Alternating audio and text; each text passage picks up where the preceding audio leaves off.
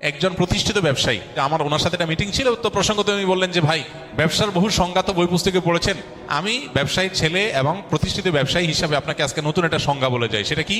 বললেন যে ব্যবসা হলো সেটা যেটাতে আপনার ক্লায়েন্টও লাভবান হবে, আপনিও লাভবান হবেন। এই চিন্তা যদি করেন তাহলে তার নাম ব্যবসা।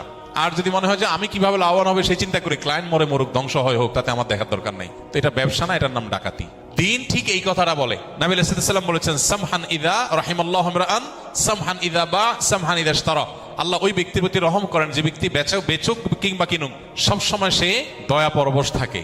আপনি ক্রেতা হন আর বিক্রেতা হন, উভয় অবস্থাতে যার সাথে লেনদেন করছেন তার দিকটা আপনার খেয়াল করতে হবে।